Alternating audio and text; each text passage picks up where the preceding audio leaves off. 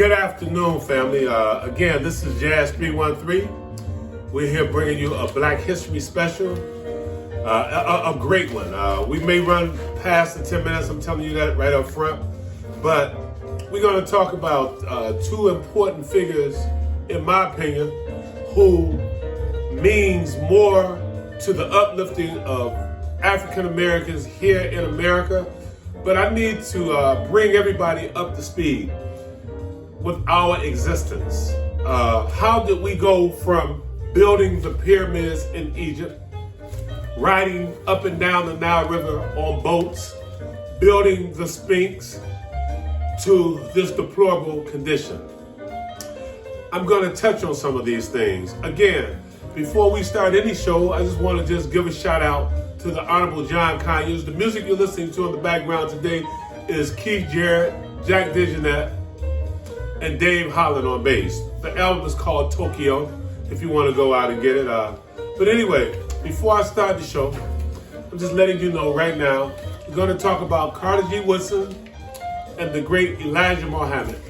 As I read both of these books over the years, they are saying the same thing. Basically, do for self. But I just want to let the public know, the school systems, what I'm teaching you today, you can't find this at the school system. They don't have the guts. They're banning books. They're banning truth. For 300 years, 1492 to 1862, we were in chattel slavery, which means we were 10 generations in slavery. 1862, 9/22, 1862, we was emancipated. Some states, as Texas, took a whole year. That's why they celebrate Juneteenth. So you must understand and read the black man's story before you judge the black man. Yeah, I'm not mad at anybody. The Africans sold us to the white man, but they didn't think it was going to be of this nature. But before we start, I just want to just let people know Domino's Pizza out of Ann Arbor, Michigan. The original Buddies, this box, 6 Mile and Conant, Motown. This is Buddies. When I was working at Persian, we used to go there all the time.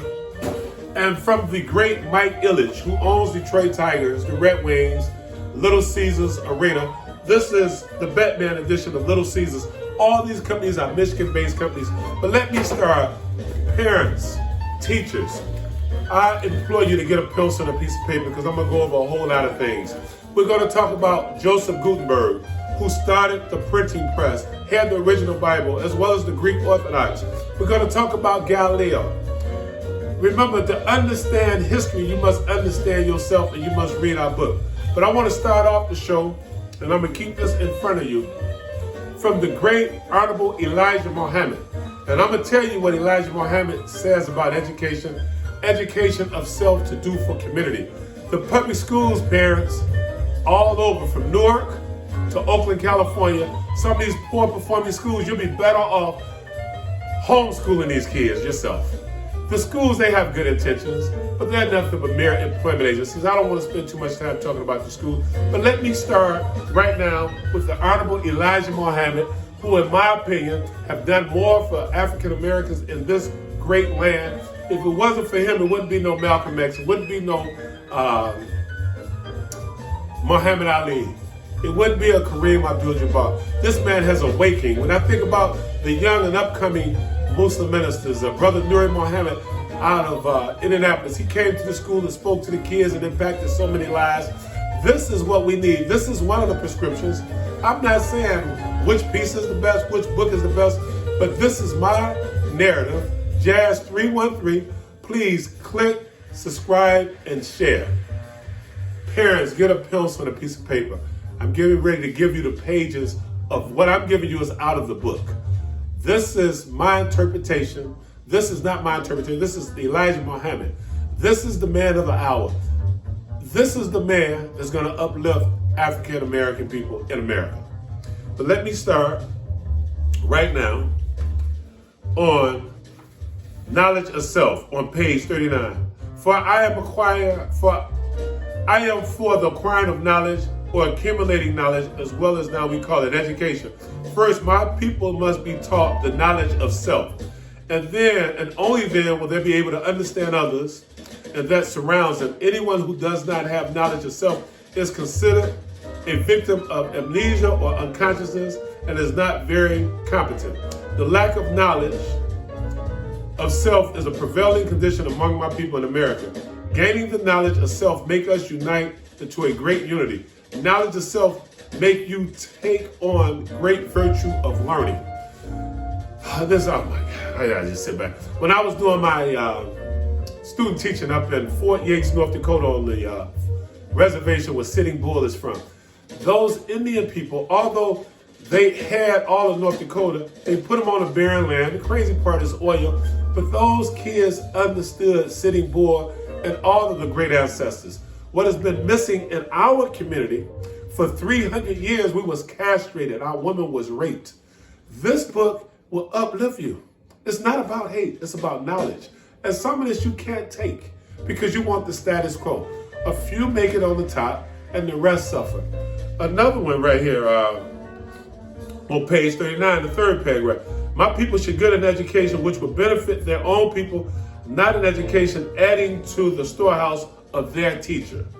We need education, but an education which removes us from the shackles of slavery and servitude. Get an education, but not an education that leaves us in an inferior position with or without a future. Get an education, but not an education that leaves us looking to the slave master for a job. One thing I admire about my Albanian friends and my Jamaican friends and my Arab friends, they don't come over here begging. They come over here doing for self. You look at all the junkyards, the fish places owned by Arab. You look at the sign companies owned by Albanians. You look at all the restaurants owned by Chinese people. It's time for do for self, or you will suffer the consequences. This is not me. This is Elijah Muhammad. I'm not going to rush. This book, everybody needs this book. On page 56, what must be done with the Negroes? Since our being brought in chains to the shores of America, our brain power, labor skills, talent, and wealth have been taken and given and spent toward building and adding to the civilization of another people. It is time for you and me, the so-called Negro, to start doing for self.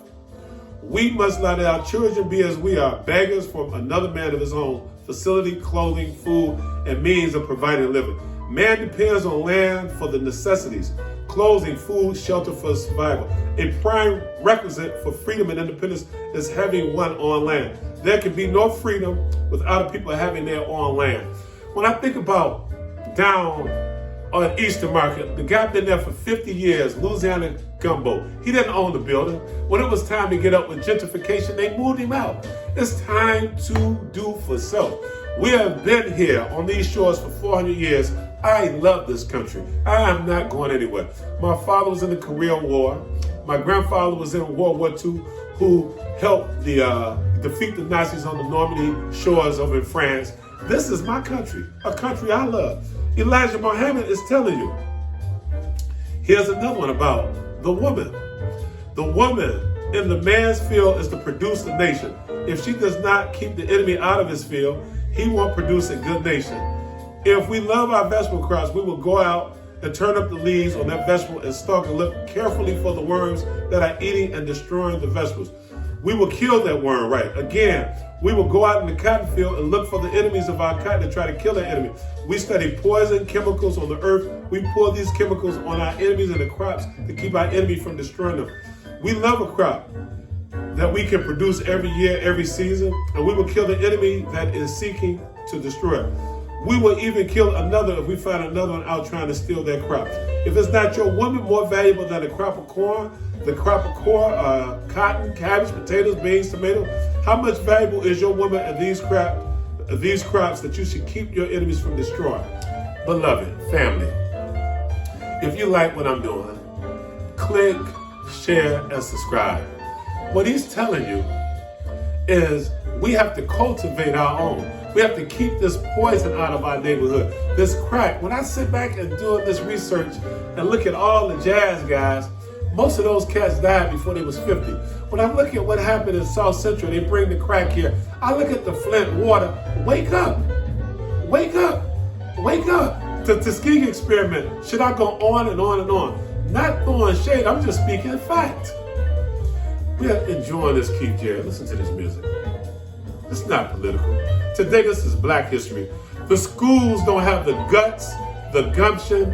Your superintendents are scared and they can't teach this because it's not on the curriculum. It comes out of the state of Michigan and Lansing. Educate your kids. If you got them in these poor schools, take them home and do another lesson. That's a shame. Most urban America are reading in less than 50%. The reason our neighborhoods are in such disarray is because we don't understand ourselves. Before we get into Carter G. Woodson, I want to read one more from the great Elijah Muhammad. I'm going to keep this book up so you can see this. Here we go right here. Listen to this swing up. On page 169, I got to leave this book up. We must remember that we cannot just depend on the white race ever to do which we should and can do for ourselves. The so-called Negroes are like the Bible story of Lazarus and the rich man, the story that Jesus must have foreseen at the time. This Bible beggar was charmed by the wealth of the rich man to whom he was a servant. He could not make up his mind to go seek something for else. Don't that sound familiar? You've been conditioned. These schools and the way we've been programmed have not teach you. I've met people who come to this country, didn't know nobody, come to LaGuardia Airport, wash dishes, running multi-million-dollar companies. Look, black man, get that shackle off your brain. Think about Galileo. Think about the guy I just came across this. He was in a black car manufacturer. But I know we've been massacred, Rosewood, Appaloosa, Detroit. There's a lot of things fighting us. But we gotta be strong. You are strong. To go through the hell we've been through for 300, 400 years, and we're still here. We're still here. Listen, family, nothing but respect. The black massacres, I'm gonna just show you this right here. Detroit, 1943, Chicago, 1919. This is, it's right here. It's right here, look at that. You'll be crazy too. Then they dropping all this crack in our neighborhood. And then you look at everybody want to be a rapper. It's all about blunts, shaking your booties, cars, Gucci, Versace, Louis, Blueberry, or whatever they call that garbage. Go buy a book. Go to Amazon and buy this book, The Miseducation of the Negro. It's $9.99. If you can pay $900 for a belt, or $900 for a wallet that you ain't got $9 to put in, that's a sick mind. Let me switch gears and talk about the first black graduate of Harvard University, the guy who created Black History Month. You don't know, it's called The Miseducation of the Negro. This book is, and the crazy part, him and Elijah Muhammad was almost saying the same thing. I don't know if they was friends or not. On page 22, as an observer from the outside of the situation naturally inspires by the Negro, many who serve their race as teachers have not changed this program. These teachers, however, are powerless. Negroes have no control over their education and have little voice in their affairs pertaining to it. In a few cases, Negroes have been chosen as members of public boards of education, and some have been appointed members of private boards. These Negroes always are in such a small minority. With the miseducated Negro in control of themselves, however, it is doubtful that the system will be very much different than it was if he or she would rapidly undergo intellectual change. Do for self. Here's another excerpt on this book. I'll probably go over 10 minutes, but I'm not rushing today. How can I talk about black history? This is on page 110. Carter G. Woodson giving some shout out to Frederick Douglass, who taught himself how to read. Those of you who don't know, for 300 years, it was against the law to teach people look like me how to read when we built the pyramid. But on page 110, as Frederick Douglass said in 1852, it is not vain that we talk of being man, but we do not do the work of man. We must become valuable to society and other departments of industry than service, for ones which are rapidly being excluded. We must show that we can as well as do and say. We can build as well as live in the houses. We can make as well as wear the shoes, produce as well as consume wheat, corn, rye, and we should become valuable to society. Elijah Muhammad, Carter G. Woodson, Frederick Douglass, these are my heroes, okay? Not knocking anybody. This is a black history lesson. This is Jazz 313. This is my narrative. This right here was made by an African lady, Miss Uday, a teacher friend of mine. When I was at, I think, Crockett or whatever, she made me several different outfits You need to understand your cultural relevance. When you go to Israel and you go to Brooklyn, you see the Jewish guy wearing the beanie hat. He's proud of his culture. You go to Ireland, they wear their kilts. They're proud of their culture. We find wearing this kind of garment as people look at it as a clown suit because you've been taught to hate yourself. Here's another one on page 134. The chief difficulty with education of the Negro that has been largely imitation, resulted in the enslavement of his mind. Somebody outside the race has decided to try on the Negro's experiment, was interested in him and his co-workers of being objects of charity, and we have received them cordially and have done what we require. In fact, keynote that in education has been to do what he's told to do. Any Negro who has learned to do this, as well as prepare for the function of American social order, will have him. I got some bougie friends who I still love them. They tell me, Kenny, I can't be your friend because I still work. These people know I align with you. That's slavery. But you know what? I get it. Everybody got to survive. I'm retired. I can say what I want to say, when I want to say. I bow down to God. I know God is real. But I'm telling you, the Honorable Elijah Muhammad, he has done more. And that's not in your history books for the Black American race than anybody. I love King. At the end of King's life, he was all about building up economics. He was trying to stop the war. But we're not throwing stones at anybody. We're just speaking. I'm speaking from the books. This is not my opinion. I just want to bring the knowledge of Detroit because Elijah Muhammad and the Nation of Islam was started in Detroit. You can go on 7 Mile and Evergreen and you see Temple number 1. And that is the original. But before I close, on this page 159 on this book, The Miseducation, Negroes do not need someone to guide them to what persons or another race have developed. They must be taught to think and develop something for themselves. It is most pathetic to see Negroes begging others for a chance that we have been doing recently. Do not force us into starvation, we said. Let us come to your stores and your factory and do our part for what we are doing to profit your trade. The Negro as a slave developed this fatal sort of dependency and restricted mainly to the menial service of drudgery due a nominal freedom and has not grown at all. And now the Negro is facing an ordeal of either learning to do for self or he would die out gradually in the bread lines of the ghetto. Listen, let me take my glass off. Listen, do for self. Support your people. Support the bakery.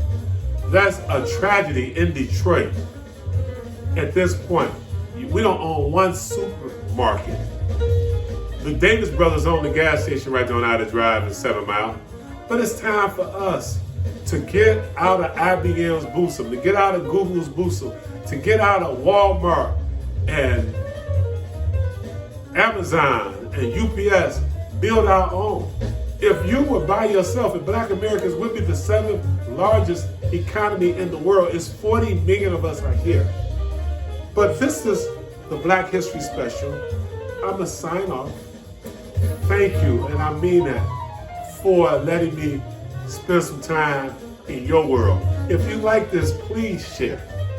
We love America, but I must tell the truth. From Carter G. Woodson, as well as Elijah Muhammad, get your kids out of these prison to pipeline schools.